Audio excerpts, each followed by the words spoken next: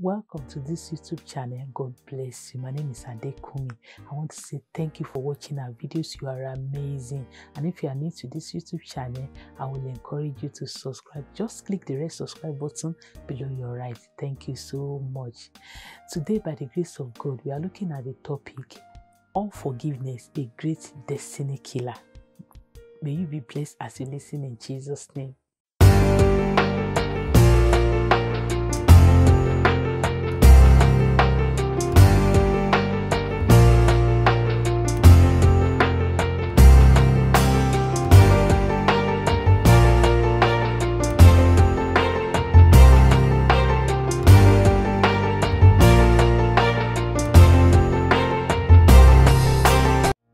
Unforgiveness is a tool the devil used against many people to hinder them from moving forward and to kill their destiny. He uses tool mostly among Christians because he knows that you will not go and steal, you will not go and fornicate, you will not commit adultery, because we see those sins as big in quotes. But don't be deceived. How does this unforgiveness kill destiny? Number one, it kills your prayer. Mark chapter 11 verse 25, it says, "And when ye stand praying, forgive if ye have aught against any, that your Father also which is in heaven may forgive your trespass." If you don't forgive, you cannot receive forgiveness. If you cannot forgive others, you have no legal ground to ask for forgiveness from God. Even the Lord's Prayer says, "Forgive us our trespass, as we forgive those who trespass against us." Hey. Thank you, Jesus. So to be able to receive forgiveness, you need to forgive others. And if you don't receive forgiveness, your prayer is not answered. And when your prayer is not answered, how can you fulfill destiny? Many a time, the problem most people are passing through is because of unforgiveness. Sometimes we discover that some people, once they just forgive people their sins, that will be the end of their problem. At times, some ministers will be praying for some people, and the Holy Spirit will tell them to ask, "Do you have grudging against anyone?" You have prayed and prayed and prayed. Maybe there is somebody you need to forgive. How does this unforgiveness kill destiny? It kills destiny because the person will be handed over to the tormentor, and the tormentor, which is the devil, will torment that person with burden. Matthew 18 verse 34 to 35, it says, "And his Lord was wroth and delivered him to the tormentors, till he should pay all that was due unto him. So likewise shall my heavenly Father do also unto you, if you from your heart forgive not everyone his brother their trespass." And you will go about with this burden. Most times the person you even keep in mind might not even be aware, or he doesn't even feel the burden like you. And burden of unforgiveness is a very heavy load. When you are carrying heavy load of unforgiveness in your heart, how can you fulfill destiny? Also, unforgiveness in the life of somebody limits the height at which the person can reach in life. Look at the life of Joseph.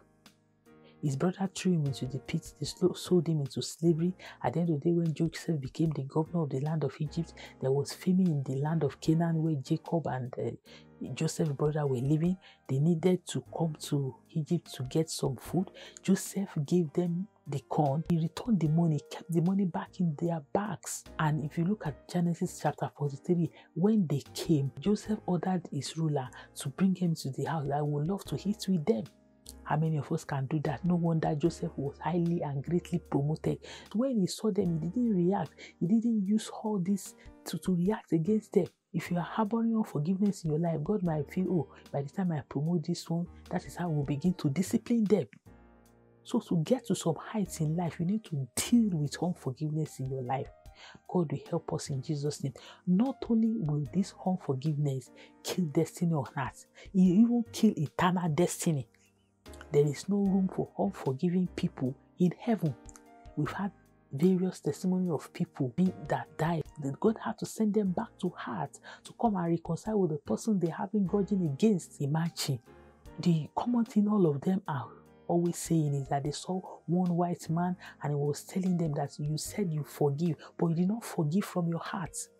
forgiving from our hearts is very, very important. Many of us will behave as if maybe we are forgiving when we see the person, we might even be laughing. Meanwhile, deep inside of us, we did not forgive. God will help us in Jesus' name. Thank God for His mercy that He even had to send them back. Look at that, Matthew chapter 18, verse 35. He said, if you forgive not your brother from your heart, forgiving from our heart is very, very important. And how can you go about this forgiveness? Number one, you need to forgive people before they offend you. Number two, you need to have the understanding of these points that we have explained. You have the understanding that unforgiveness kills prayer. Unforgiveness limits the height at which somebody can reach. Unforgiveness hands people over to tormentors. Unforgiving people have no room in heaven. When you have this understanding, it will not be difficult for you to forgive. Number three, you need to ask for grace. Father, give me the grace to forgive anyone that offend me, because I want to reach your goal for my life. I want to fulfill my destiny. And God will help us in Jesus' name. Thank you, Jesus, for your word. Thank you, Lord. Begin to ask for grace. Begin to ask for grace. Grace to forgive anyone that has offended you, and pray that the Lord should remind you in case there is anyone that probably has offended you before now. Tell God to remind you so that you can make amendments in the name of Jesus. Tomorrow might be too late. Father, I pray for these ones, oh Lord, the grace to forgive everyone that hurts them. Father, grant it unto them in the mighty name of Jesus. I pray anyone that is still pending unforgiveness in their diary, remind them in the mighty name of Jesus. By the time His supper shall stand, O Lord, none of us shall be found wanting in your kingdom. In the name of Jesus, so shall it be. In Jesus' name, amen. Maybe you are looking at me, you are going to give your life to Christ, you are still living in sin. Would you like to say this prayer after me? Say, Lord Jesus, thank you for dying for my sins. Thank you for sending your word unto me. Father, please come into my life. Come and be the Lord of my life. Thank you, Jesus, for in Jesus Christ's wonderful name we have prayed. Amen.